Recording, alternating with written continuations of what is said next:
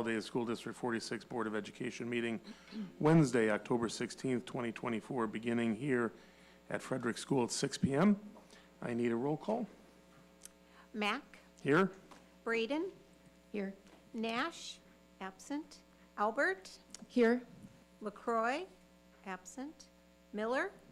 Here. Weedman. Absent. Okay, thank you. That's quorum. Please join me for the pledge. I pledge allegiance to the flag of the United States of America and to the republic for which it stands, one nation, under God, indivisible, with liberty and justice for all. Okay, thank you. Need a motion to approve this evening's agenda, please. So moved. I'll second. Okay. Miller. Aye. Mack. Aye. Albert. Aye. And Braden. Aye. Okay, thank you. That brings us to public comment. We have one signed up. There's a little button on that thing there. Yep. Okay, it's on. Good. I'm Dean Thorson. I just have a 30-second comment here. Yeah, sorry about the opening up. So first, congratulations on passing your limiting rate referendum question for an estimated $6 million, which your constituents approved. It's a big thing. Ongoing income for the district is very important. I understand that the equalized assessed value, EAV, has come in at much higher than you originally estimated, which gives you the opportunity to, on an annual basis, approve a tax levy for more money than you asked for from the community. The increased EAV does not mean increased wages for taxpayers to afford more property taxes. I request that as a district, you levy only what you asked for from the community. If you want to levy more than what you said you needed, you should go back to the community for that additional amount. And by levying only the amount you asked for in the ballot question, you'll maintain your integrity and your transparency.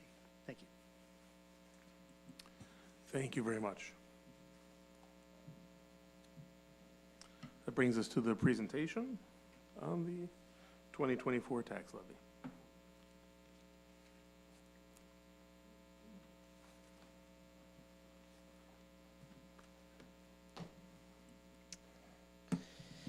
Thank you. This is the proposed 2024 tentative property tax levy. It's proposed because it's being proposed tonight, and it's tentative until it's final. So on one of the following slides, I'm going to talk about how 58% of our funding comes from property taxes. So this really does fund the entire mission of the district, empowering learners, creating equity and cultivating community. Strategic plan goals and board policy. Review, expand, and clarify financial practices to increase transparency and communication with a focus on aligning financial decision-making to district goals. I believe we've really done that in the last 3 meetings that we've had, and that we've really looked at that financial decision-making recently in the discussions we've had about the levy. And then we have our old friend, board policy 4:20, which is our operating fund balance policy. Here's the timeline. So on September 18th, we presented the timeline. This evening is the proposed tentative levy, which will be posted tomorrow in the Daily Herald. And the public hearing, which is the Truth in Taxation hearing, will be held on November 20th. And the final date in the calendar is the final Tuesday, in which that's the deadline to file with the county. So as I just mentioned, recap from the budget, which was presented in September, 58% comes from real estate taxes. The second largest is state aid, which is 33.8%. The largest of that is SREBF. And then we have 4% federal, and the rest is local and interest. Where do we spend that money? It's on salaries, benefits, and purchase services. That's roughly 75%, which is people. They are our salaries of our staff, they are the benefits of our staff, and they are the purchase services of people who drive our buses, they clean our buildings at night, and they they feed our kids. And then we have the equipment and all the other things which go into the rest of the budget. And you might notice 10.6, that's the final debt payment, which is $7.8 million, which we're going to reference later in the slides. So the key terms. We have the tax levy itself, which is the total amount that is raised from property taxes. We have the property tax extension limitation law, which is commonly called the tax cap. We have the limiting rate, which is what we're going to mention later. We have the extension, which is the growth in the levy, limited by PTEL. We have CPI, and then we have the equalized assessed valuation, which we're going to be talking about in the next slides. So PTEL is the increase in the levy from year to year, 5%, and the limiting rate increased is the increase in the referendum in a vote of the residents of CCSD 46, and that was what was passed on March 19th of 2024.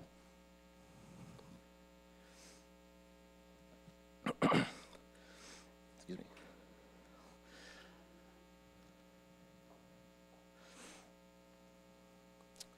Okay, thank you. So we successfully passed a referendum on March 19th. We have a property tax rate of 4.8018, and as we've just already mentioned earlier, that can generate an extension of $10.8 million based on the equalized assessed valuation. Thank you.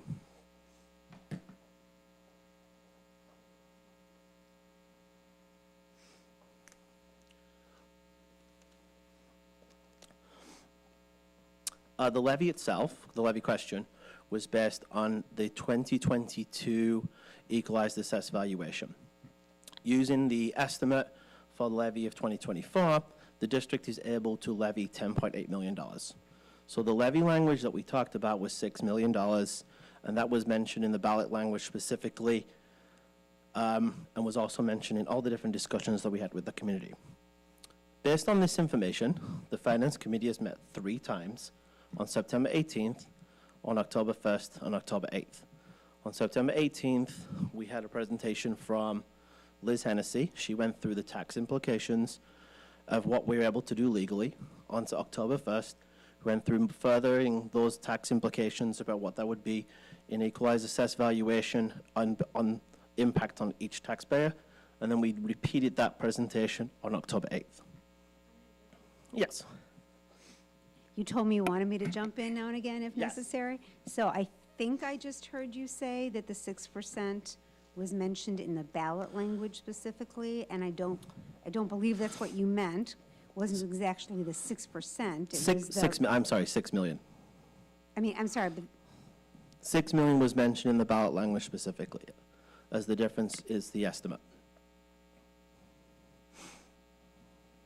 As the difference between the EAV. okay, well, It's in okay, it's in a subtraction problem, right? Yes. It's mentioned As- it's the 32 million and the 38 million. Yeah, Okay. as an estimate of the Got EAV it. based on So it doesn't say 2022. 6 million, it says those 2 numbers. Okay, thank you. So based on the following conversations that we had with the Finance Committee, we came to for the decision that I was directed and the administration is directed to levy an increase of 7845012 added to the 34806,721. That is the amount of the limiting rate had we not passed the referendum. Now, what is that number 7845012? That's the maximum that the district can abate as a debt service payment for 2024. The abatement is a separate process outside of PTEL, and that will be presented on November 20th. Okay, so in summary, the tax rate in 2023 was 4.927. The voters approved a tax rate of 4.8018. I'm missing off a couple of numbers there. The tax rate of the tentative levy is 4.492, and the extension will raise 42,651,732. This is a disclosure of cash that I have to do as per Public Act 102-0895. So that shows our cash balance as of June 30th, which is unaudited. We'll have the fully audited financials on June 30th, for June 30th in November, on November 20th. So in summary, the levy request, proposed, tentative, represents a 26.3% increase over last year's extension, and that's 42,651,732. Do I have questions from the board?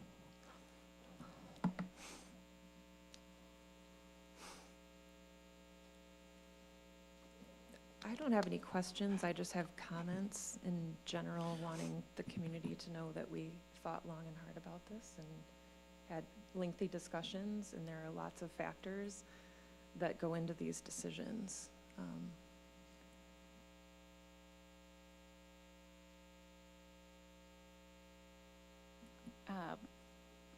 I think for my part, thank you for the work that you've done, all the additional meetings.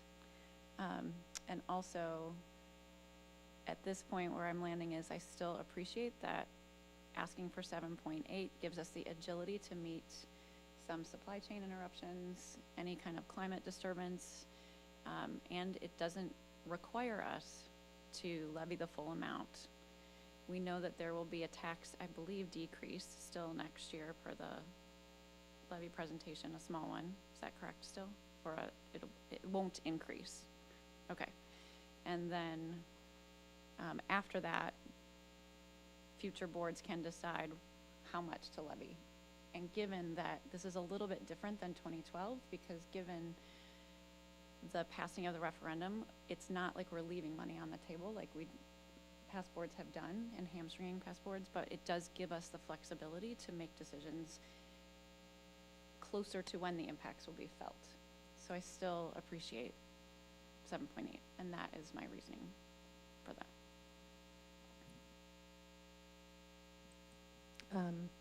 I'll just echo my colleagues.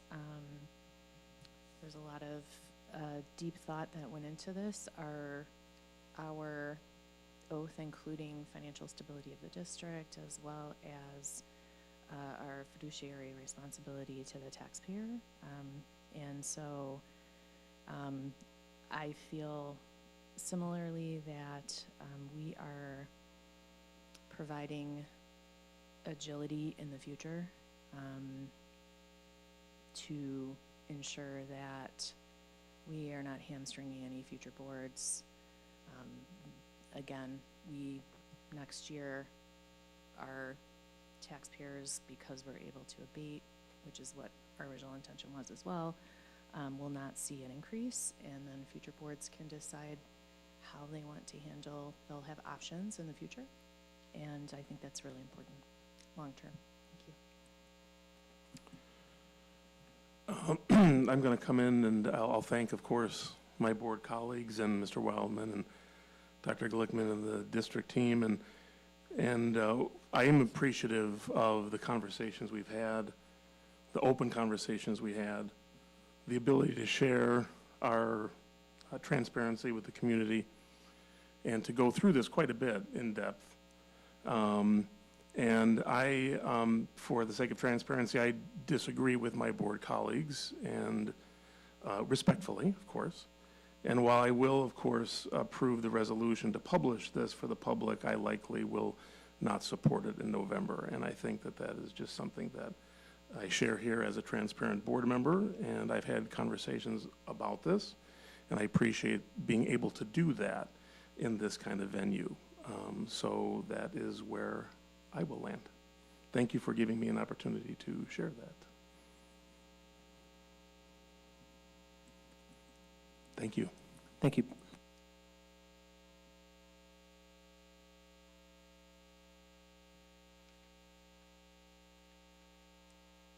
That brings us to board reports. I can start with Mrs. Albert. Yes, I want to take us back a week and a half ago or so, and thank my colleague Christy Miller, Dr. Diaz. Did I say it wrong? I'm sorry. I know a lot of people with different last names, so I apologize. And Dr. Glickman was there. We had the Village Harvest in conjunction with the library, and it was a beautiful event. So many people came out and shared that they loved the opportunity to just learn about what's happening in the community and what's available. I also wanted to share that the IASB resolutions have come out. I will send you all an email so it gets to the top of your inbox, and we can discuss those in November. I chose not to have us discuss them tonight because we had a lot we were thinking about and reading and digesting leading up to this meeting, so. I have no report this evening. I do not have anything this evening either. I have a lot of thank yous, so bear with me, but there are a lot of people that came out to the Village Harvest, so thank you to the Grays Lake Libraries, Courtney Doninger, Bakeshare, for her work at the library. Tons and tons of marketing went out, all the logos of cooperating organizations went out, and she did just an amazing amount of work getting things published and making them beautiful, so thank you to Courtney. Bakeshare is a local business here. If you've not been there, they have phenomenal pies, and they gave us a pretty significant discount so that MPAC could hand out 100 free pies to the first 100 people. So thank you to both MPAC, and I'll come back to MPAC, and also to Bakeshare.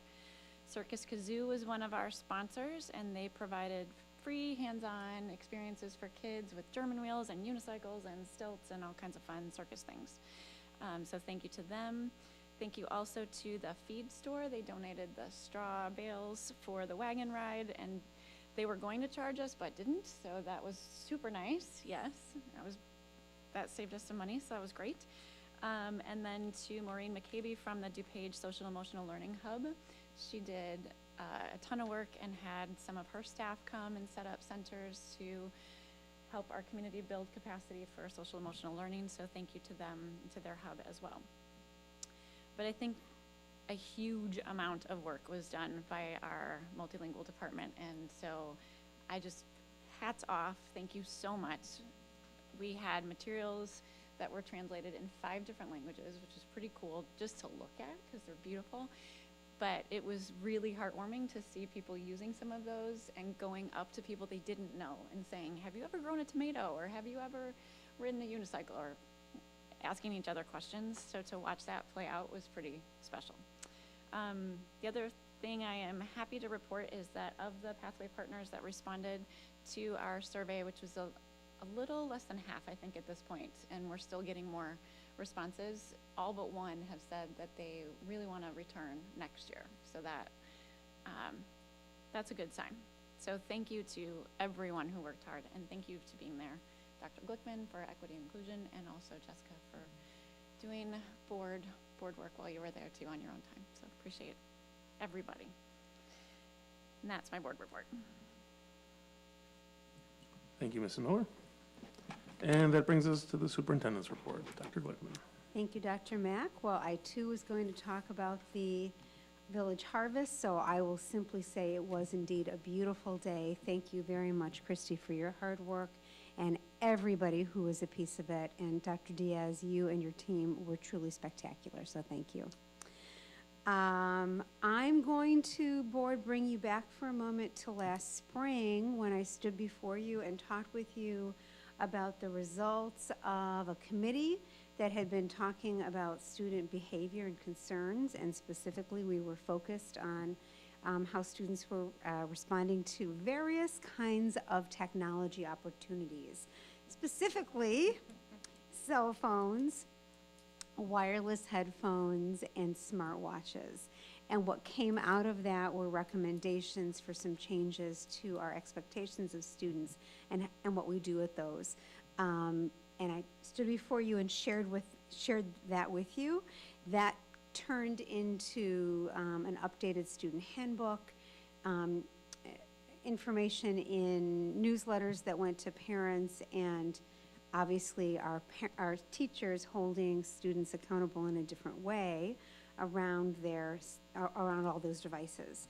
So, and notably, smartphones, excuse me, try one more time. Cell phones can't be out during the classroom. We have purchased pocket charts for kids to put their phones in, or they can keep them in their lockers, but they can't have them with them. Wireless earphones, headphones are not permitted in school, except for, if they are listening to them on the bus, they can have them and then put them in their locker. And the reason for that is that when kids have wireless headphones on, earbuds on, staff often can't see that they're listening to something in the middle of class, for example. So those aren't allowed anymore, and then students can't be receiving or sending messages on their watches during the school day and during class. So a few weeks ago, now that the school year is up and running, we did a survey with our staff from grades 5 through 8 to find out how it was going. And I just wanted to share the results of that with you. I'm also putting an article about this in our upcoming newsletter. But the staff members who responded, and we did have a large response, stated, well, 90% of them stated that this school year students never or hardly ever take cell phones out in class. 90%. That's huge. 82% of the staff members who responded stated that this school year they never or hardly ever see disruption due to smartwatches. And 86% of the staff members said that they never or hardly ever see students disengaged because they are listening to wireless headphones. So, and then we kind of did an overall question, which is when we asked them, do you see an improvement in student engagement that you believe is due to the new expectations? And 63% responded, yes, a lot or some. And I would say 63% seeing an improvement is a big improvement. So that's really exciting. We're very, very grateful to our families for having supported these changes. We've really heard no negative feedback from families and for our students for following through, and we'll continue to watch that. You know, we have coming up students coming from Park and GMS, and I would not be at all surprised if there are some conversations that happen with those students through, you know, because of these changes. So I wanted to share that with you. And then there's this. So Mr. Scott Gonke, one of our interim directors of operations and maintenance, quietly submitted our school district for an award. So quietly that he did not tell me. And on Monday, we learned that we had won it. And the award is for Recovery of the Year. Can you guess what that's for, board? Anybody?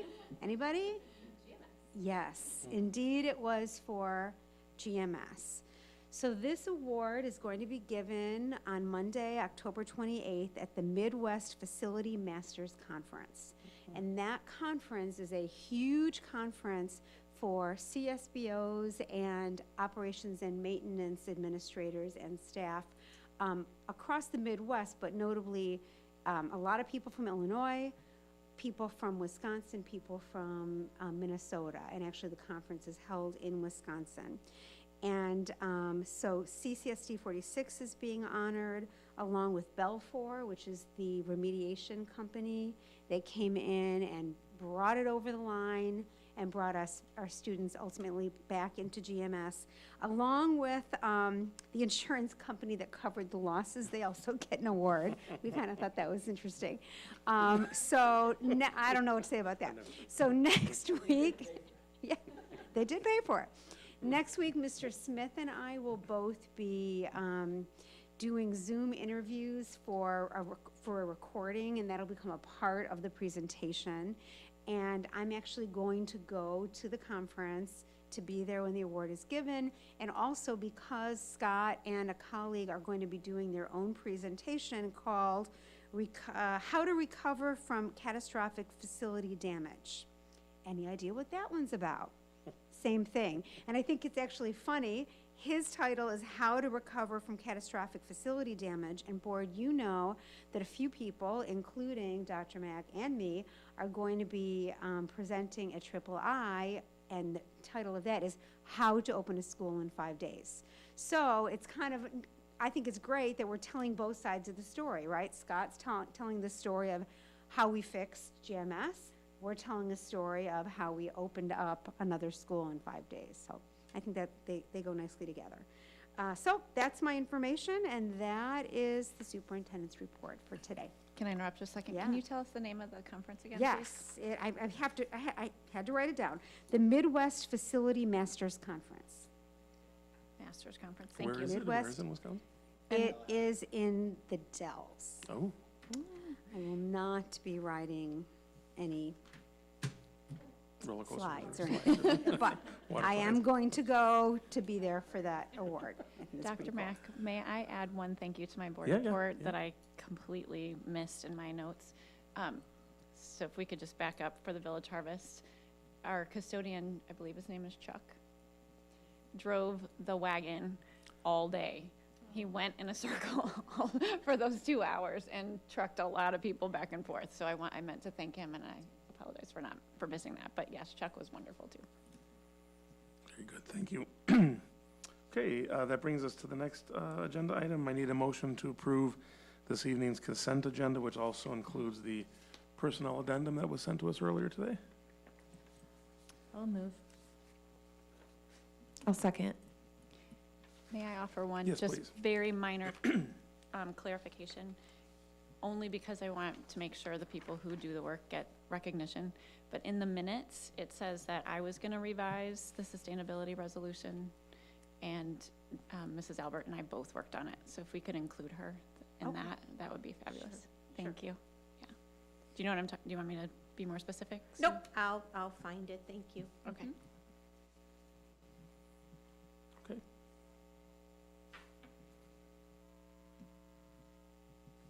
Oh, that's me, I'm sorry. Braden, Aye. Albert, Aye. Miller, Aye. and Mack. Aye. Okay, thank you very much. That brings us to our 2 action items for this evening. The first action item is a motion to approve the contact with Premistar for the scheduled service support. I'll move. I'll second. Any comments or questions? I just had a question. When we get to the sustainability resolution, one of the things we're talking about is staff time and reporting. So I think I understand that this company doesn't give us there's no requirement for them to give us data about energy performance or anything. If that's true, can we ask them for some data so that it's, like, we're paying them on anyway? It would be great to know if their stuff is working. So this isn't, okay. This is a separate contract for preventative maintenance. The 2 contracts we presented to you a year ago, one was for preventative maintenance for Trane and the other one was for the BAS. The BAS is still being managed by Trane, so all the energy use will be through that first contract. This is only for preventative maintenance. Okay? Does that answer your question?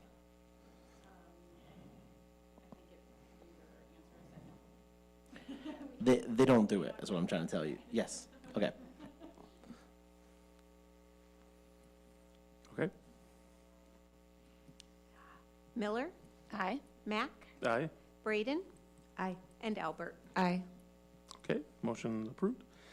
Second note, we need a motion to approve the resolution of the proposed 2024 tentative tax levy and schedule the public hearing on the 2024 tax levy and issue the notification to the public. I'll move. I'll second. Okay, Braden, Aye. Albert, Aye. Miller, Aye. and Mack. aye. Okay, a motion is approved. That brings us to the unfinished business with the sustainability resolution. I'll hand that over to Mrs. Miller, correct? Actually, And Mrs. Mrs. Albert's Albert? going to start. Yeah. Very good, very good. Thank you for bringing that up. As our staff often does at presentations, like to begin with the mission of empowering learners, creating equity, and cultivating community. Oh, and then Christy has the 6 thinking hats, a handout. That's what we used to start our discussion at our last meeting. And so we have made a presentation basically summarizing what we heard that night and then adding some things in the relevance of the hat that they reference. So if you could move on to the next slide, we can start with the white hat. what we heard. And let me back up. We basically focused on 5 of the thinking hats. As you can see on the page, there's white, red, yellow, black, and green. And during that meeting, Christy did some summarizing, which is the blue hat managing the thinking. Sue recorded notes, I recorded notes, and we had a couple comments that we added, but why we wanted to present this way is Christy and I wanted to add some of our thoughts, adding to that discussion per hat. So you can see on the slides that we have the black solid bullet points are what we heard our colleagues say, and then the diamond-shaped bullet points are what Christy and I have added. So I'll give you a moment to read the white hat, which is the information. What do we know? What information do we have? And then if you'd like, if you have any questions, we can go over it slide by slide.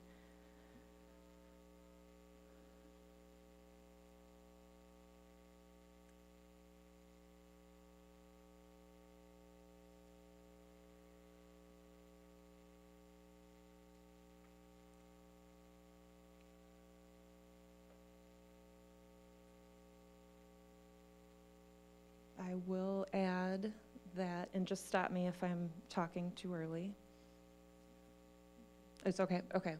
I did look more into that public act. I did mention it last time, but it is for 9th through 12th grade. But seeing as we are an elementary school district that feeds into the high school district, I still feel it bears importance because we are providing that foundation of science learning. And then the youth actually helped advocate and ask for this law to pass in our state. So, May I just add, Yeah. that's the law that requires climate literacy yes. for 9th through 12th graders, right? Yep. Public Act 1030837 to go into effect school year 25-26. So then I guess we'll move on to the next hat. Benefits and feasibility. This is the yellow hat.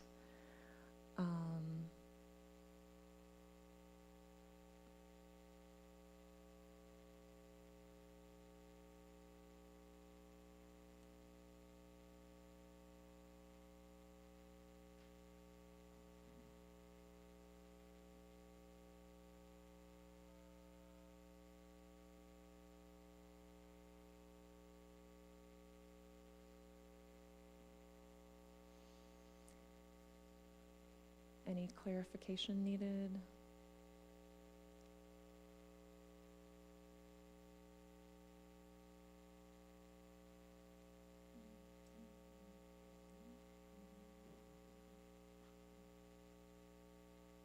Okay.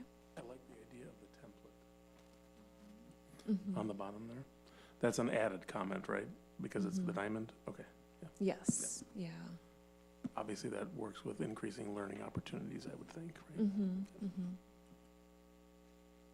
Yeah, and interestingly, the county has a kind of a template or a toolkit that they're working on to help different districts, different government bodies be able to jumpstart initiatives and programming without having to recreate the wheel or reinvent something. So I think that's important to note too.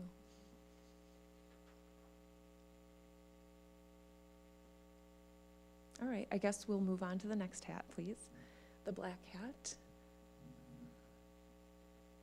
And we heard everything that was said, and we basically understood it. We didn't have much to add to this one. I did want to just add one thing that I thought of Yeah. while I was sleeping last night, is just making sure that we're OMA compliant with this task. I think that is a risk that we would just want to be thoughtful about.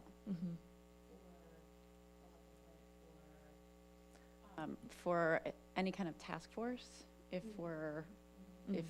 more than one board member is interested or required, then we need to make sure we have structures in place that are OMA compliant. So then this particular list too with the black hat, is this just something that we keep on our radar Yeah. as we address the different things, like the balance between the hats, Yes. right? Like, Yeah, and because this is the hat that brings skepticism, but recognizes there are risks and difficulties. the conversation just keeps flowing from this. So Yes. this particular, well, all the hats could change, I would imagine, but this one could ebb and flow significantly depending on how the other hats might address some of these things, or the other thinking processes might address some of these things. I mean, just so I know that I'm thinking the right way Yeah, about that, yeah. Yeah, Mine, go ahead. I forgot to say at the beginning that this was a discussion and thinking system created by Dr. Edward Bono. And so I've seen this I one didn't before, yeah. explain it very well, that this is a whole like system for having a discussion and making sure all those different possibilities are Yeah, brought to the yeah. table, the skeptics as well as the cheerleaders, so. Yeah, it's also a way to make sure that we're addressing attribution or any kind of bias by making sure we're not just taking the first idea and assuming that's the best idea and really looking at it from multiple different angles. So it's a bias reducing tool, convergence tool as well. Okay, so we can move on to the next hat, please. The green hat. This is the hat that has us thinking about all kinds of alternatives, possibilities, new ideas. I think salient to this hat is this slide is the recent extreme weather events we've had in our nation recently, and I'm glad to see that later on we have an intergovernmental agreement in terms of dealing with crises like that. So just want to add that.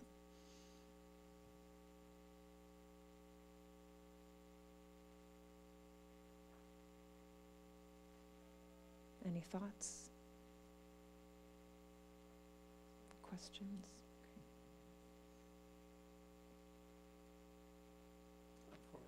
Okay. I'll think about it. Okay, we can always go back. Well, we're going to continue the discussion tonight, so. All right, next slide, please. And then, so we're now on the red hat, our gut instincts.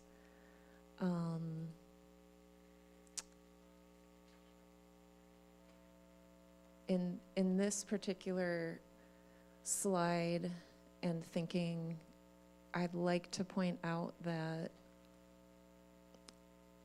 though we come to the table with different definitions of sustainability, it's already been worked on in our district. And I think that Christy and I agree that this isn't something new necessarily, so it's not deviating from the strategic plan. It's kind of holistically looking at what's already been done, and then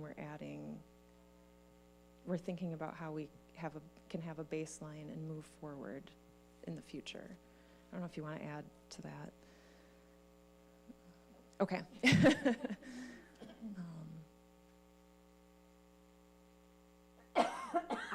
I have a comment, and it actually just comes out of the conversation, Christy, that you and I had that I think might be useful for the rest of the board members to hear.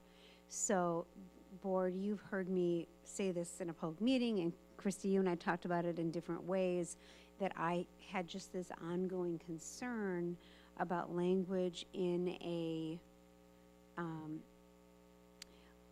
language that assumed what was going to happen in the next strategic plan. And Christy, you explained something to me that was a big aha as to what the reasoning was for the language. Do you want to explain that to the board, or do you want me to try to summarize it? Okay. You'll let me know how I do. Okay. All right. So, so I know we're going to get to this revised language in a little bit, but there is still language in there about, what's the word, right, a key consideration, the next, that including strategic planning, or, excuse me, including sustainability in the next, as a key consideration in the next strategic plan. And I kept saying, how do we predetermine what will be in the next strategic plan? What Christy explained, I am having trouble with language today, forgive me. What Christy explained to me was that she went back and looked at the materials that were provided last time we did strategic planning, provided by the person who was facilitating it.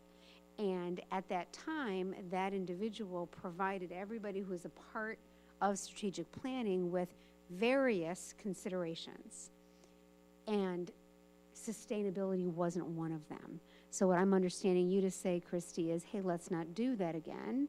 When strategic planning happens next time, let's make sure that that's also literally brought in front of the people that are a part of making decisions and, you know, thinking about it.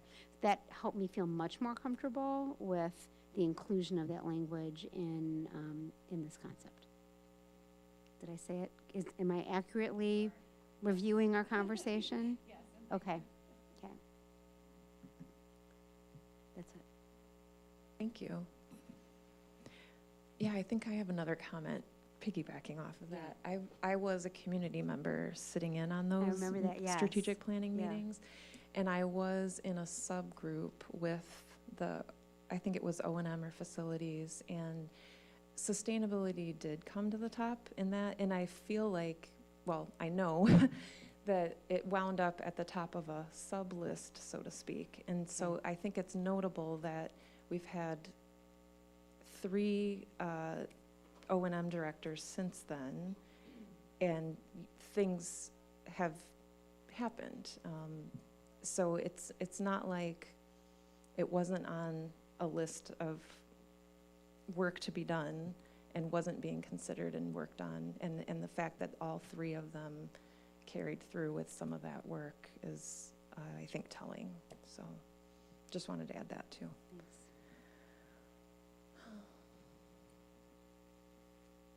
I guess we'll move on to the next slide, please.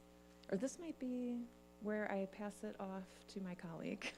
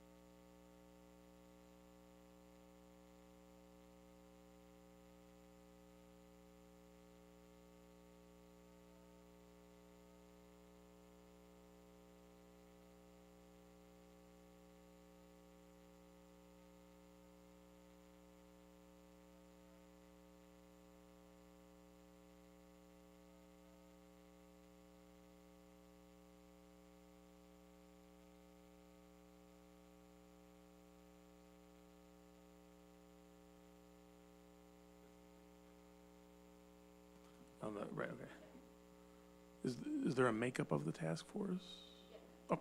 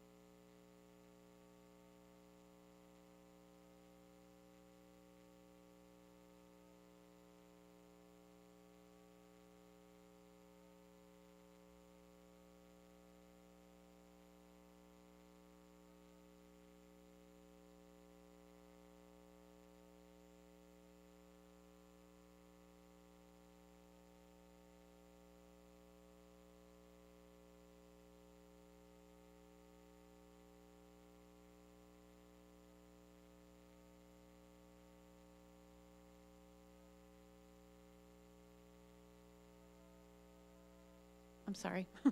Is that better? All right. Do you want me to say it again? Okay. Yeah, okay. Alrighty, so that is what the task force would be tasked with doing. So how does that work? Next slide, please. Okay, so the first question is who would be on the task force? Who would be committing time? So instead of saying it would be, this person, and that person, we're really just looking at what kind of expertise, what kind of input, what kind of perspectives would be necessary on a task force that would be valuable. So across the top is just the level, I think of it as if there's a spider web and the meaning is in the center, we want to come at it from different points. And so one point is to come at it from a grassroots perspective. So these are the people who have been boots on the ground in our outdoor learning spaces, the 3 decades of people who have volunteered on various initiatives, mostly that deal with grounds. I think, Jess, is where I think people would be coming from for that. Then another portal would be educators. Who are the boots on the ground for people who are implementing the policies and the programs and the initiatives? So how hard is it to establish a sustainability dashboard? How hard is it to work with PaperCut to figure out baseline data or with waste management? And then the third is governance. So that's us, and that's looking at advocacy legislation at the state and federal level. So those perspectives would be important to include in a task force. Vertically, we've got people who are dealing with policy, who are reading policies, examining policies, following policies through our press. So that would be one, another perspective as it overlaps with each of the 3 perspectives. Then facilities, grounds, instruction, and finance. So it would be more of a, are we making sure that we're looking at the whole system and not just pulling in people who are available at the time, although they would need to be available, of course. So, okay. So that's the who. And then if we're thinking about stakeholder mapping, which is where this is coming from, we want people who are motivated by at least one of, or all 3 of these bullet points. So learners' health, financial efficiencies, and physical spaces, buildings, and land. And that gets at, that reflects triple bottom line.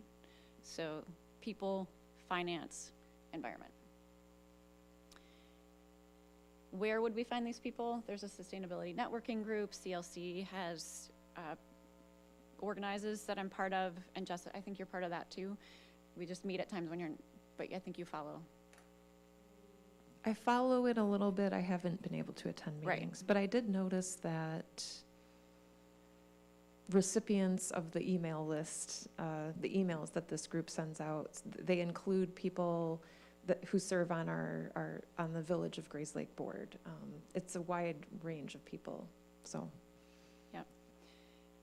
Okay, so also it might be educators in our community. We have a lot of educators, some of whom work for our district, many of whom don't. So it might be valuable to start looking for those people who might have a perspective from a different school district that would bring some valuable insights.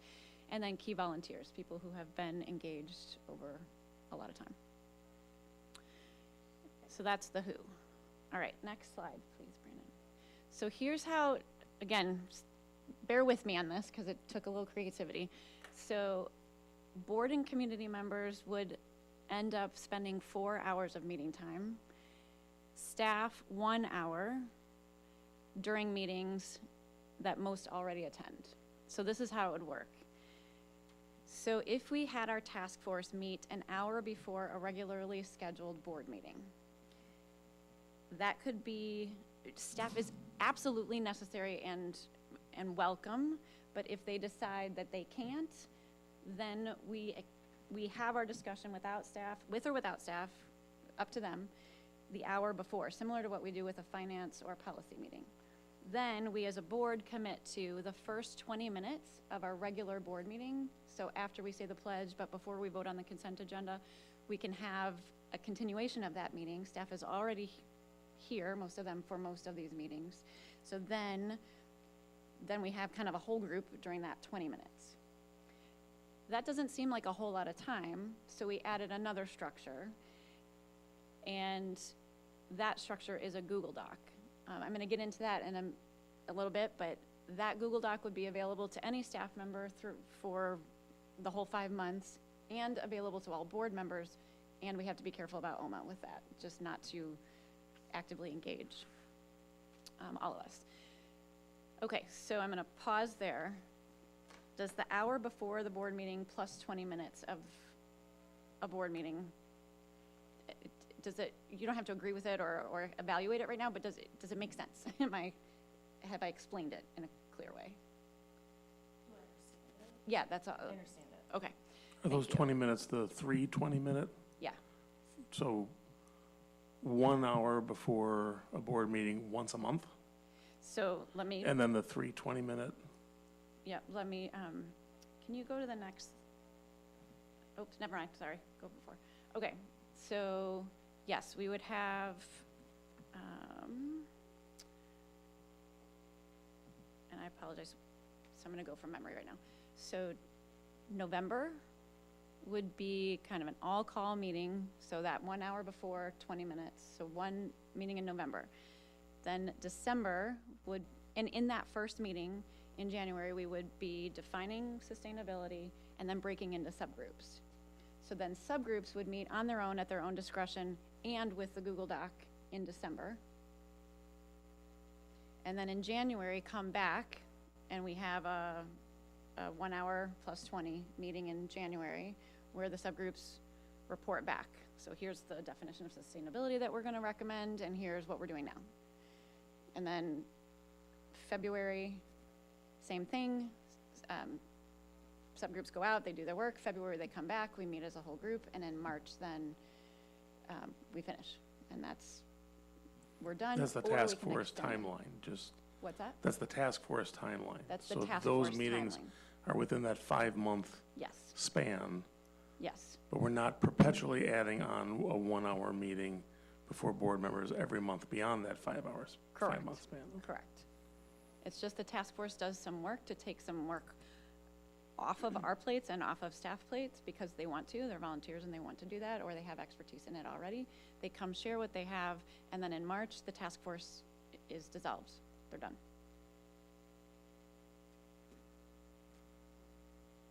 I have questions Yeah. back to the staff. I'm not quite understanding the crosswalk between this slide and the definitions on the previous slide. and I'm thinking about our conversation when we talked about how it would seem likely that there would need to be some cabinet members who were a part of this work. Yeah. Okay, but then let's go back to the previous slide. Brandon, Yeah. can you move us back? Thank you. So I'm assuming educators actually means staff, is that correct? It means capital E, big umbrella, administrators, teachers, custodians, anyone in. Staff, so employed by really the it would be district. staff, not really, I mean, because we've got, like Yeah. we would need, probably our director of O&M, who's not an educator necessarily. So, okay, so that would be staff. Okay, Okay. so relabel that staff. Yeah, I mean, I just wanted to make Yep. sure I understood it. Yeah. And then you're thinking perhaps there might be other educators who are in our community who would want to be part of it. Okay, I understand that now. Maybe, Thank I don't you. know. Okay, Yeah. I just wasn't sure about that connection. Yeah, I can absolutely change educators to staff I if think, that I would be think more so, clear. I think so, yeah. That was my Yes. intent. Yeah. Yeah, Okay. okay.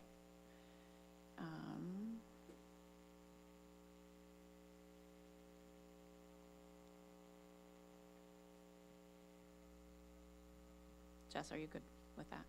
Yeah, okay. Okay, Point of clarification, if I'm remembering our conversation correctly, the hour beforehand is interested board members, right? Not required of all the correct, board yeah, members? yeah, yeah, correct. It's really the 20 minutes within the board meeting that all board members are encouraged to obviously participate in. Right. Okay.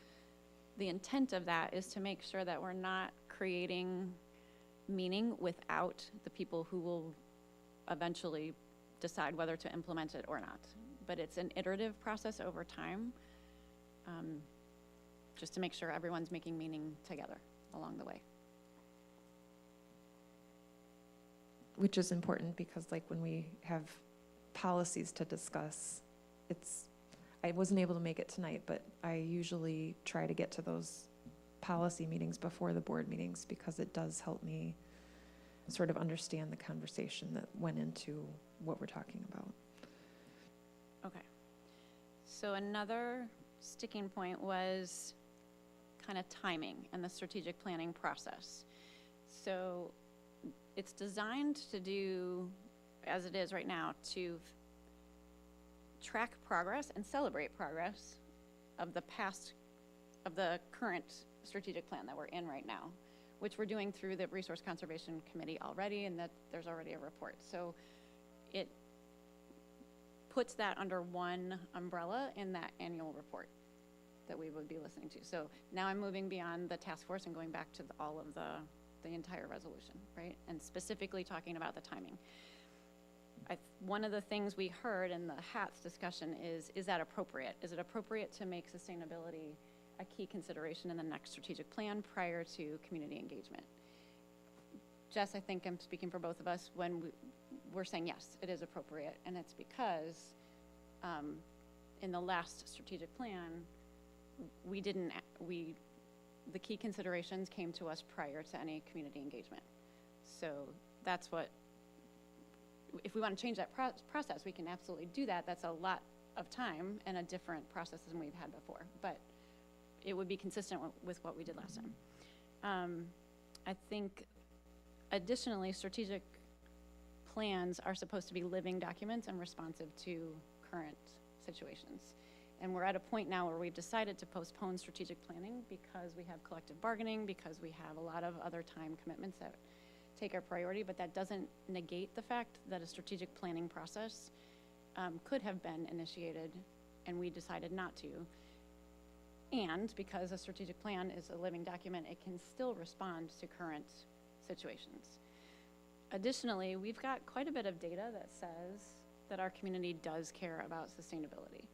We've got 3 decades of volunteers that have worked tirelessly, donating time, energy, money, bandwidth. We have elements of our strategic plan already include outdoor learning spaces, energy efficiencies, financial transparency, all of which is wrapped up in sustainability. We have policies in place that are trickle down from current federal legislation. And we've already made an investment that has generated $2.6 million for the district. So I think it's safe to say that there's some history here. And there's a really cool tool that I wanted to share with you. Brandon, can you go to the next slide, please? Whether you use it for this or not, it's worth sharing. So Brandon, if you wouldn't mind clicking on the link, thank you. If you haven't seen this, this comes from the Yale Center for Climate Communication. And at the top gives an answer to a question. Underneath that, you can select a bunch of questions. Brandon, would you just click on the drop-down menu where it says select questions? So you can, I know it's too small to read, but there are two that specifically address us. And I'll come back to those in a minute, but for now, one of them is about schools, Brandon, and I can't read it. Yes. I'm gonna pull it up. I'm just gonna pull it up on my map. Okay. So if you look at this, you can select a question and go to policy support, and it says schools should teach about global warming. And then there's another one that says who should act, and it says local officials should do more to address global warming. Can you focus on that one, please, Brandon? Local officials, it's under who should do the work. Did you? Yep, keep going down. Yep, that's it. Okay, so then you select a state, so Illinois. And then if you look down below and a little bit to the right, there's national, states, congressional districts. Can you click on the congressional district, please, if you haven't already? Great. And then you can hover over ours and get the answer to our constituents, our voters. And this is a larger number of voters than the 12% that voted for us. So we get a broader view. So this says that the answer to this question, local officials should do more to address global warming, is 60%. 60% of our community says that we should be doing something right now about this. So I think that's another indicator that sustainability is important to the people who live in our community. Okay. So in review, the sustainability resolution asks us to convene a task force to spend 1 hour in the next 5 months talking about sustainability as a board, and to ask our staff to invest 4 hours of meeting time, most of which they're already here. And then flexible time reading and preparing in the next 5 months.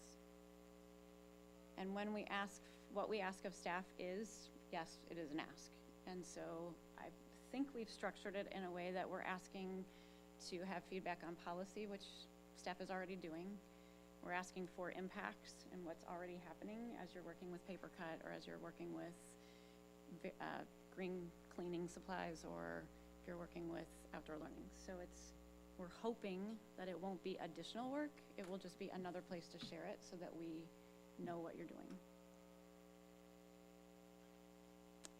And that is our next best design.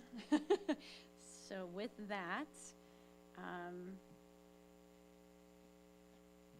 I guess I would invite you, Dr. Glickman. Are there impacts that we haven't thought about for staff? And No, I don't think so.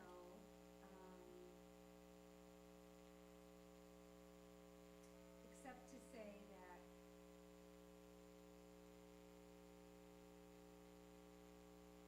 except to say that 4 hours doesn't sound like a lot, but can be a lot. You know, I looked at this today just to see, you know, okay, do we have board meetings between now and then when we have the hour? Yes, we do. I know we need to have a, is it in November, we need to have a, We have a finance committee for November 20th. okay, so that's, and let's, you know, as you know, board, we never know when we're gonna get a press update. Let's assume that there's gonna need to be, another policy committee meeting, which probably means setting aside 2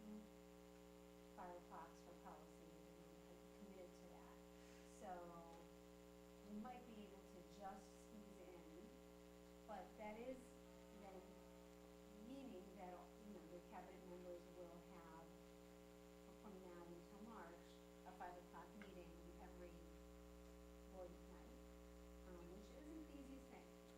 Oh. Yeah. And that's- There's a member of the public that is telling us that they cannot hear us, but you have to turn Yes, your microphone on, because please. I didn't have my mic on. So sorry, I will say that again, thank you. I'll try to. I was just acknowledging that 4 hours, I appreciate that it's worked into the board calendar. We may have just enough board meetings between now, or between the beginning of November and March to do them.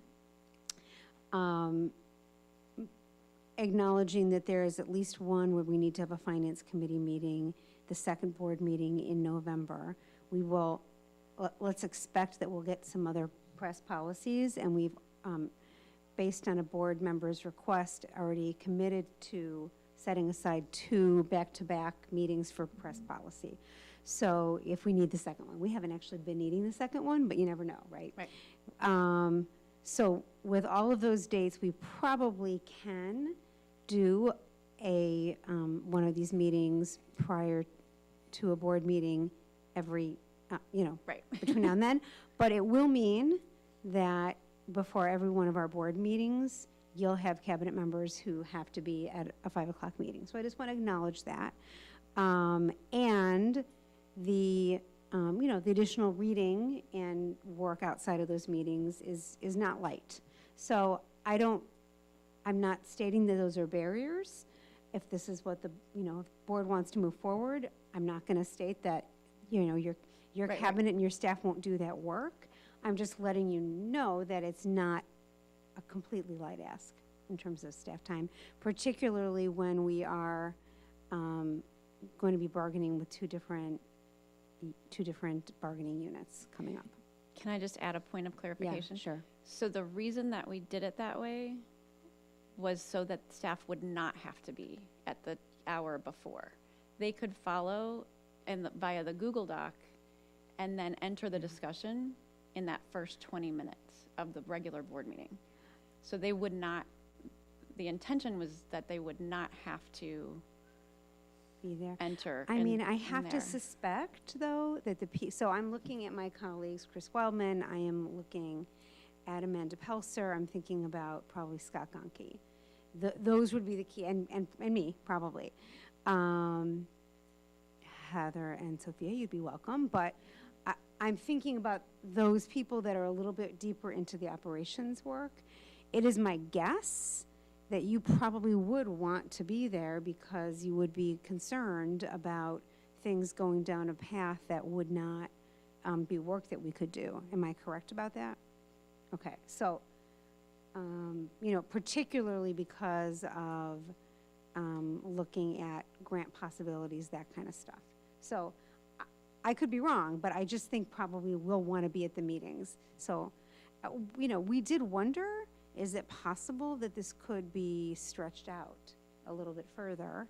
So, like, is there something specific about that March date? Or could this go all the way till June, just in order to give a little bit more space? That was actually my question too. I had 3 points, just takeaways from it, just in terms of timing.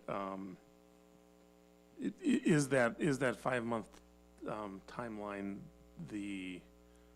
can it be shifted to be closer to the strategic planning as a jumping board into the strategic plan, thereby? So I'm thinking also. So part of what I'm thinking about is we're also coming into November and December and January, which are high months for holidays, traveling, time off, a variety of different things. The additional finance committee meetings that we had stretched this board significantly. And then we have the policy and the additional finance committee meetings, and then we potentially are adding another 1 hour one-on, plus the 20 minutes at the beginning of the meetings. which I'm sensitive to in terms of what we need to talk about. But I'm also sensitive to the fact that we've worked hard to become a little bit more efficient in our meeting times. When we used to have 4.5 hour meetings, and now we're, a little bit more efficient in our goals. But I'm just thinking about the time of year also that this is taking place. We also have struggled to have a full board at multiple meetings over the past 6 to 7 months. And we can't control that because we have things going on in our lives. But we're missing 3 people tonight who are really important to this conversation as well. And so we also, as a board, need to kind of get a handle on our attendance as board members to actually be here for these conversations.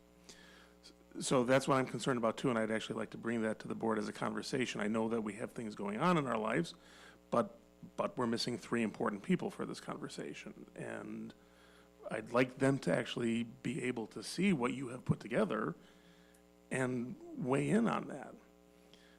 Because that's their charge as elected board members, right?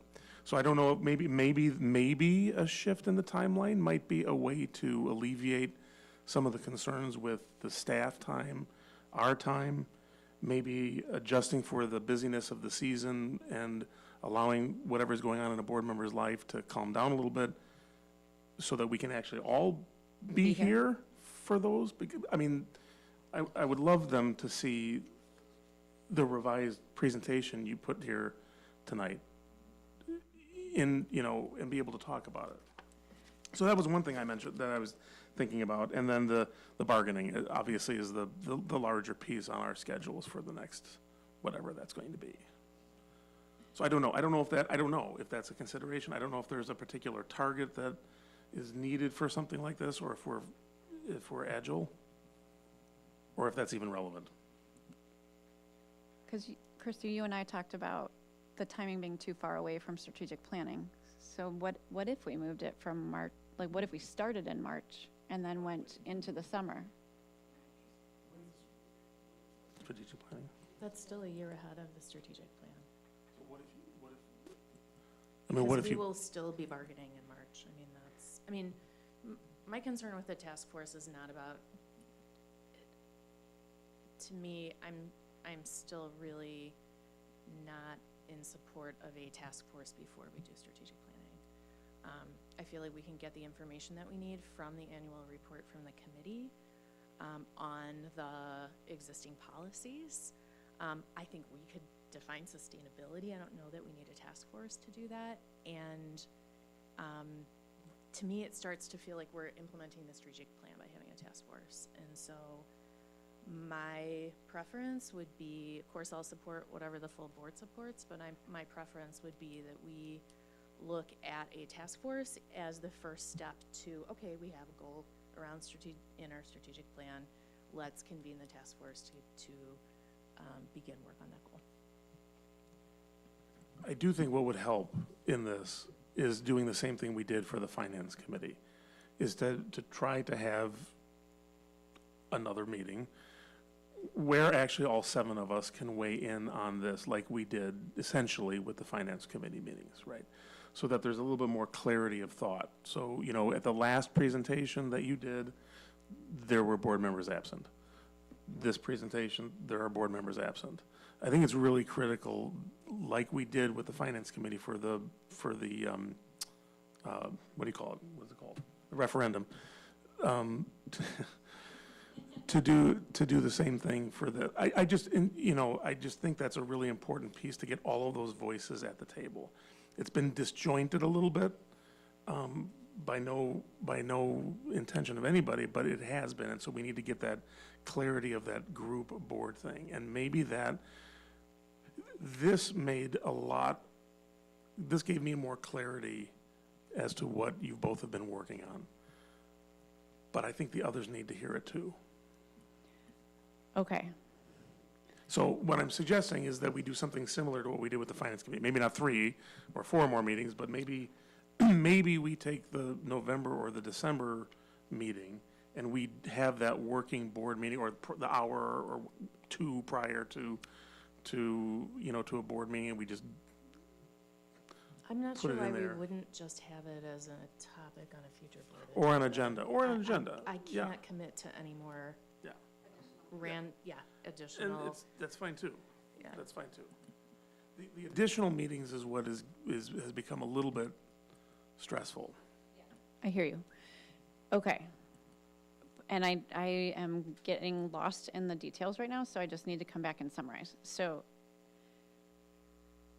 I didn't hear any coming up with a definition of sustainability is something that we agree we need to do. Whether it happens in a task, maybe not in a task force, but as part of a regular board agenda discussion, we could do that.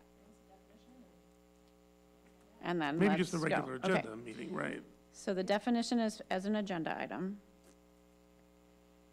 If we're gonna do any kind of looking at the funding, what's going on with funding or what's going on with policy, we would wanna do that as an output to the strategic plan. Is that what I heard, Christy, that we would, as part of that process? Output of the strategic plan. Output of the strategic plan. I'm not sure where we are on having sustainability be a key consideration. I'm fine with that as described, and thank you for that clarification. I I think am it's too. great to I am include too. it in the mix, for sure. I agree. Okay. Yeah.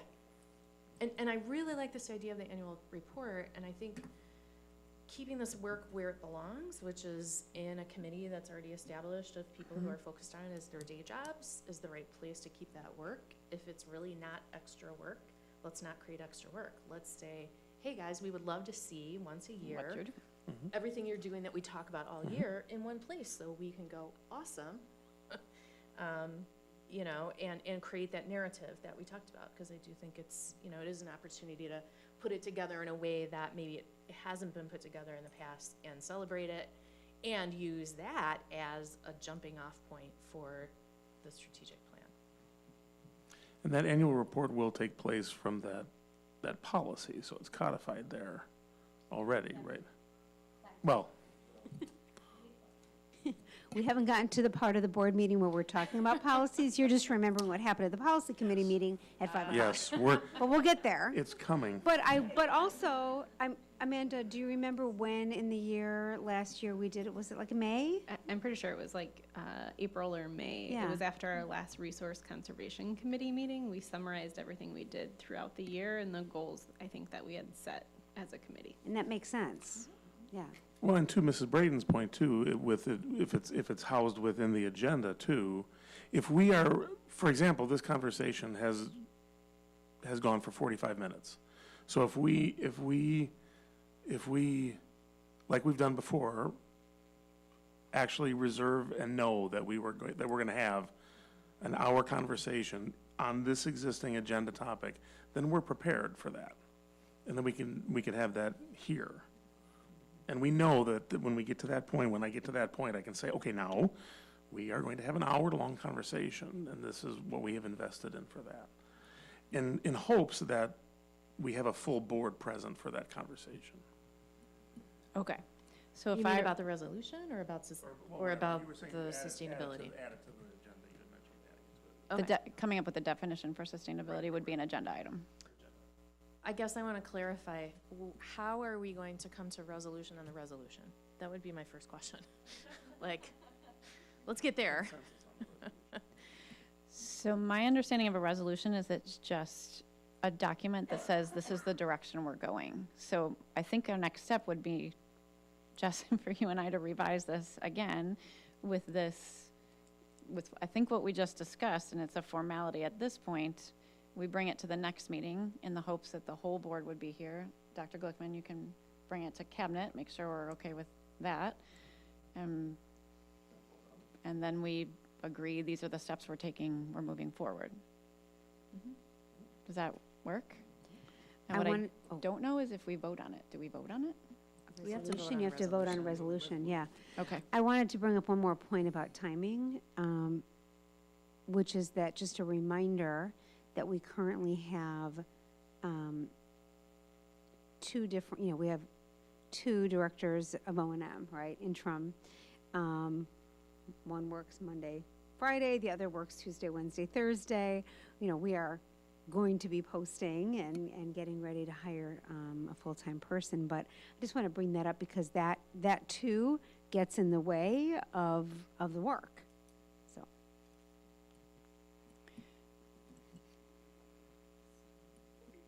Does that all make sense? I'm not sure what timing works best for this, and maybe that's a conversation. Do we start in March and go through summer? Do we start in summer and go through The following year? fall? Are we, Do you we're wanna still talk ass- about I'll be we're honest, still I- assuming that that's a task force then? No. Just,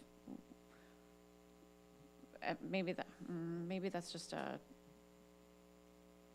what agenda do we want to talk about sustainability? Definition. I would say we find a time when there's like half an hour on a board agenda, and say, bring us Mhm. Yeah, I would just be looking for that. I'm sorry, Chrissy, go ahead. No, that's it. How And many I- meetings do we have in December? You know, One.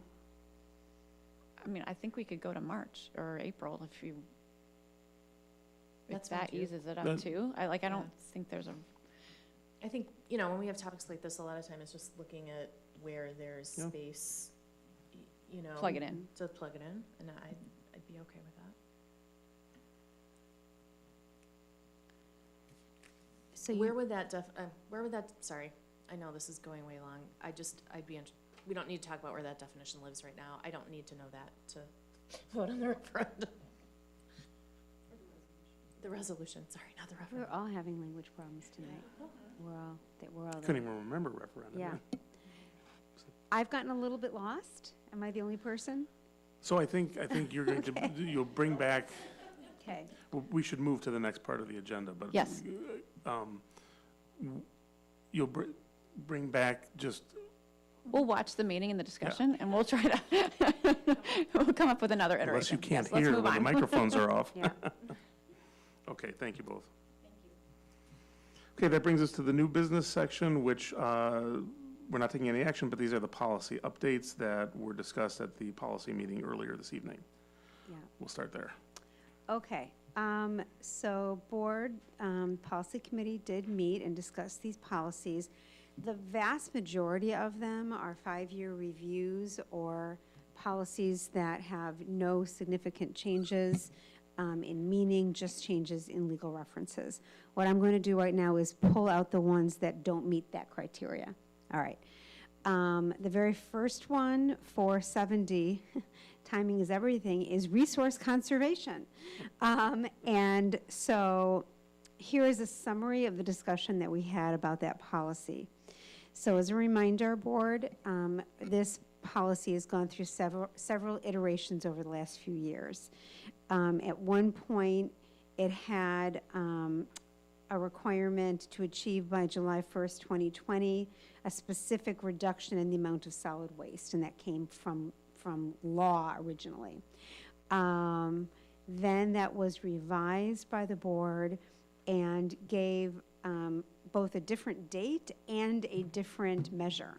So that new date was June of 2024, and the measure wasn't a goal for a specific reduction of the amount of solid waste, but was instead the requirement that by June of 2024, we would have a baseline of our solid waste. And indeed, we did present that to the board last year, I believe, in the exact presentation that we were just talking about.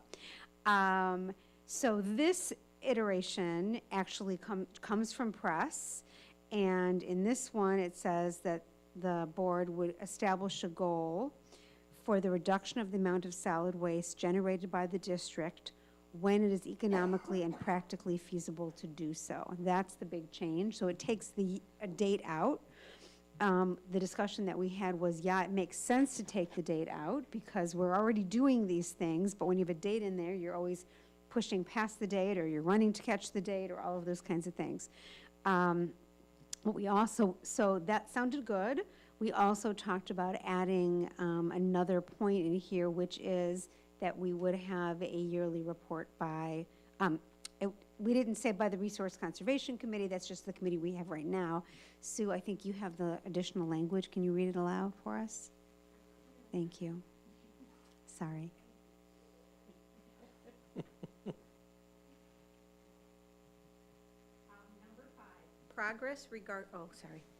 Number 5, progress regarding reduction of resource conservation initiatives reported annually to the board. So we're Right, so that looking would to be add, number 5. so that would be an addition. Okay. Any questions about that policy? All right. Oh, yes. Sorry, I wasn't at the meeting. I guess, no, I wasn't at the discussion. I just don't want the lack of a date. To me, when it is economically and practically feasible to do so, it seems too easy to kick the can down the road more. And so I just don't want it to become an excuse to not have something Yeah, to please goal. do. Can I give you an exact example of that? Okay. If the district is investigating recycling and the recycling paper costs more, we're not going to buy the recycling paper. So that's a perfect example of economically feasible.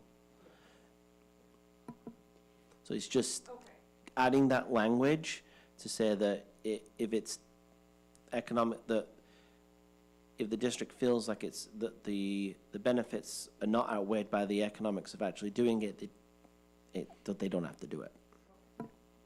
Thank you. Anything else on that? Okay, going back to our agenda, so policies 5.130, 5.200, and 6.140 were just all changes in legal references, small changes. All of the press policy updates in press issue 116 come from an updated Title IX law. And that, I'm just going to do a quick read for you. That change in law, which was effective August 1st, 2024, compared to the previous Title IX regulations, the new 2024 Title IX regulations do the following. They expand the breadth of Title IX grievance procedures to require that they be used to address all Title IX sex discrimination complaints, not just complaints of sexual harassment. So there are other kinds of sex discrimination complaints. And then it goes on to define what those are. It clarifies that the scope of Title IX sex discrimination includes discrimination on the basis of sex stereotypes, sex characteristics, pregnancy or related conditions, sexual orientation and/or gender identity. And it allows the flexibility to use a single investigator decision-maker template so that the same individual who investigates a Title IX complaint may also make a decision regarding the complaint. So that explanation is actually in 2:265, Title IX grievance procedure. Every single other of those policies is just updated so that what I just described, so in order to meet what I just described, okay? And we've had that a lot of times before, right? There's a law that changed and suddenly we have like 10 policies to review because that law affects all those policies. Any questions about that? Okay. 2 exhibits are just, small legal changes. 5-year review, there was nothing in any of those that our cabinet who closely reviewed the policies felt was, that needed to be changed, and no one at the policy committee did either. Then I want to go to where it says the policy revisions. There are 2 policies.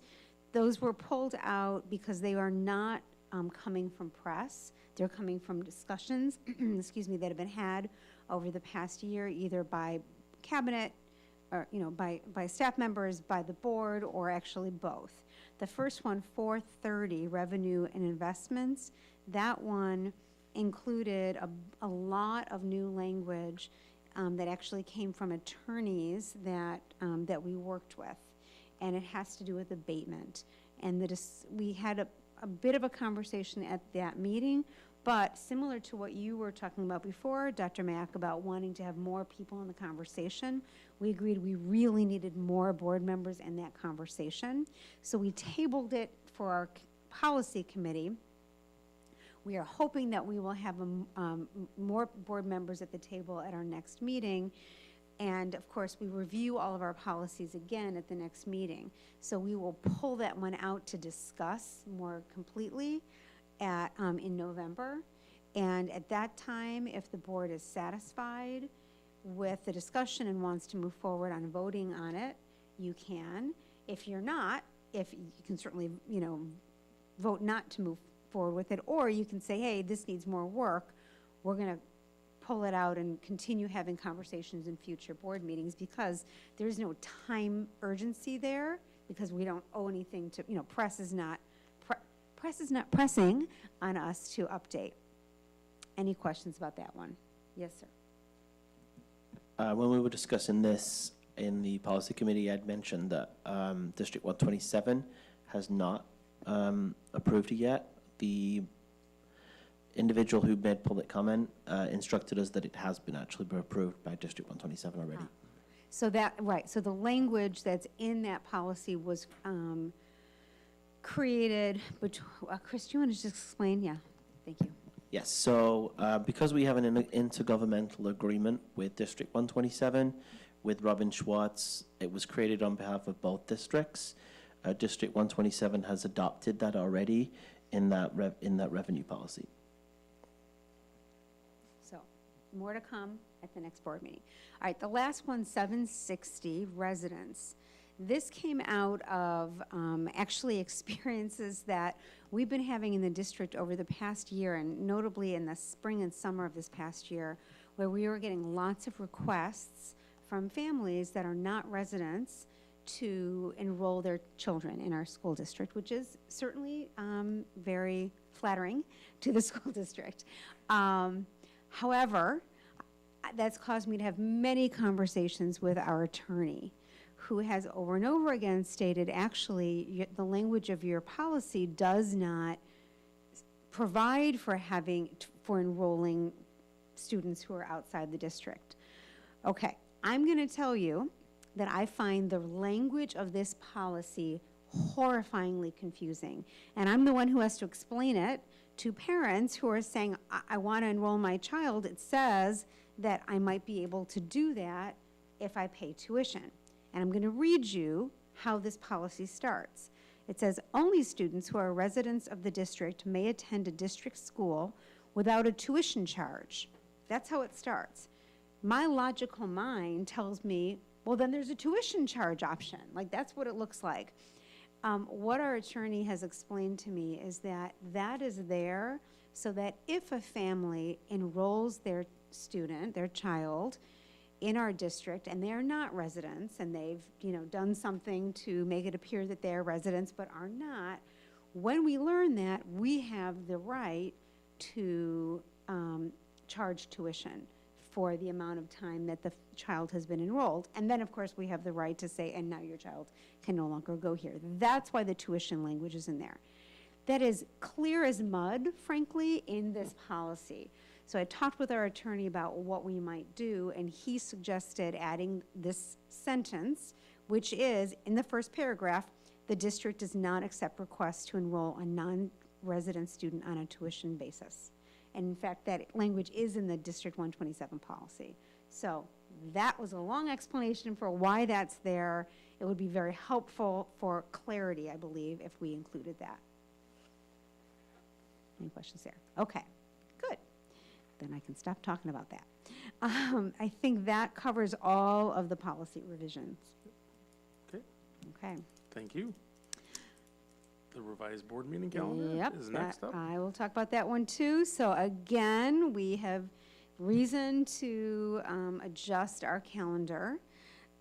This time it's because we have learned when the Educator of the Year ceremony, the Lake County Educator of the Year ceremony is going to be, which is May 7th. And that's when we have a board meeting. So, and we have found it to be a really meaningful event.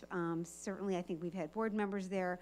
We've definitely, cabinet members have wanted to go there to support people that are being honored as Educators of the Year. So one option is going down to one meeting in May, in which case it would be May 14th.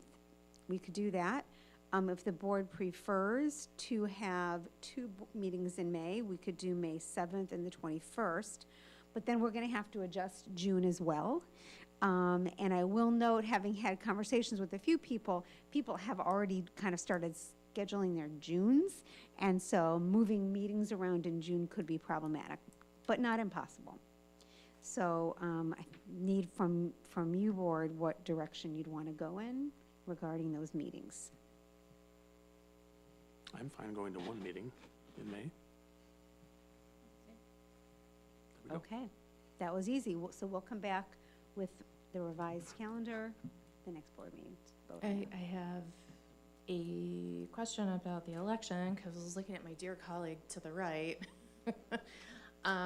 Do we know how much I know there is a policy about how much time we have to swear in new board members, and so do we have the right, That's a great question. it may be that last meeting in April, but I feel like it was May last time, so, Might be right. yeah. Hold on, let me do a quick. Oh, they extended it. Okay, I couldn't remember. Sorry. Okay, They extended it. okay. So it's in board policy, I believe. I'm So open. I So we think we'll can- be okay. We'll be okay. If Sue says we're gonna be okay, then But I'll make it tell you okay. what, we will do a final check on that before we bring Yeah. this back to you at the next meeting. So thank you so much for bringing that up. Okay. Okay. And then the last thing, intergovernmental cooperation agreement for mutual assistance in response to crises in the public schools of Lake County. Yeah, I'll take that one. So the Intergovernmental Cooperation Act authorizes school districts to enter into intergovernmental agreements with other agencies. This specific IGA, Intergovernmental Cooperation Agreement for Mutual Assistance in Response to Crises in Public Schools in Lake County, Illinois, it's a bit of a mouthful, outlines a collaborative approach among school districts and cooperatives in Lake County to provide mutual aid during crises. So the agreement emphasizes that participating districts make good faith efforts to assist others during crises, but are not held liable if they cannot or choose not to respond. Existing emergency assistance agreements, they're not considered. It doesn't include police, fire departments, and they remain unaffected. The cooperative program will be called LC Smart. I think that's what it's called. I'm not sure yet. I've never heard anybody actually say it. I'm saying it aloud for the LC I Smart. think like Lake County, Yes. LC, smart. LC yeah. Smart is established to facilitate these efforts. We pay $250 to join this, and it will be administered by the Regional Office of Education. Each district is responsible for insurance of its own employees during this. I think a perfect example would have been if this agreement would have existed when we had GMS, we would have maybe seen school districts respond to us. So if you just, we don't have to go to the worst possible events. Just thinking about flooding of a building, that could be a possible event that somebody could reach out to. It's all the districts in Lake County are joining this, and if you agree, we'll bring it back for second reading at the next meeting. We don't think there's a downside. We really don't. It's just support. I do want to point out that our colleagues in other districts did respond to us when GMS went down, but they didn't have to. But they did, because that's the kind of community this is. Okay. Any questions, Sarah? Okay. Okay, that brings us to topics for a future agenda. All right, this is what I have. At the November 6th meeting, we'll do a report from our core planning group and a little update. So that's the group that's meeting to talk about our media centers. We did a field trip last week. By November 6th, we will have had 3 formal meetings, and so we want to provide you an update about that. We have some friends coming from Park campus, so we'll have a leader of the pack, our 7th and 8th graders from Park coming. We'll come back to policies, and I've made a special note just in my notes to make sure that we have good conversation about policy 430. We won't just say, okay, here are the policies, let's vote on them. We need to make sure we talk about 430. We'll bring that IGA back that Chris just talked about, and then we're going to be talking about resolutions that night. Okay, that's what I have for November 6th. November 20th, we'll need to have a finance committee meeting at 5 o'clock because of the audit, right? So Baker Tilly will be coming, and we'll have, that's our audit firm, and 5-year projections as well. Then we'll have a truth and taxation hearing and the audit and AFR approval. We're going to have Dr. Lorenzo do an update that came out of the DMG opportunity review. So, we shared with you what the results of that review were and what our plans were. She's going to give an update in terms of what we've done and where we are with that work. And we'll have GMS students here that night. So that's what I have for the month of November. Okay.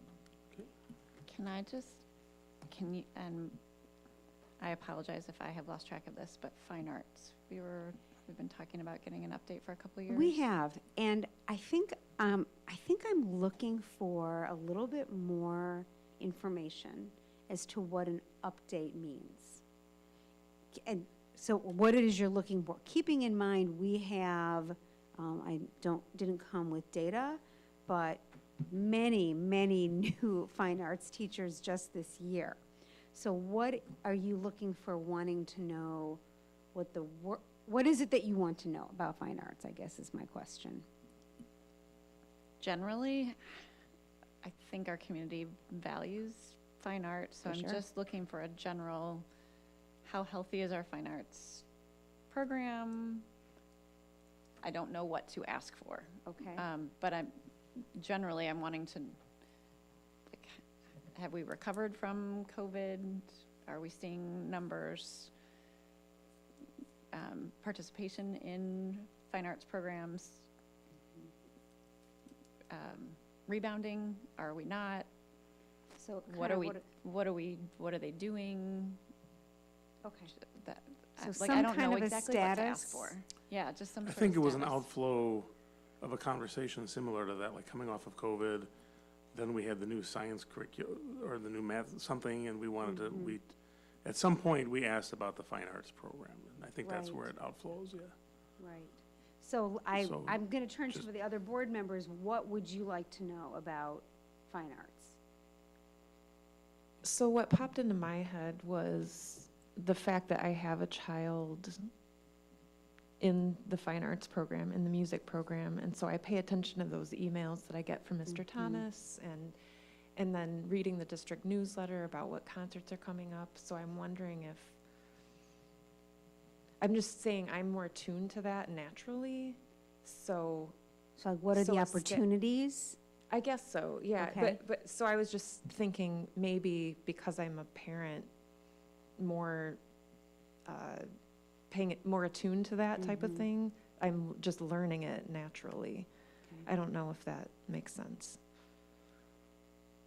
Whereas you're not seeing those emails and learning about all the things going on. Okay, yeah, I guess I'm curious what you guys want. I would be,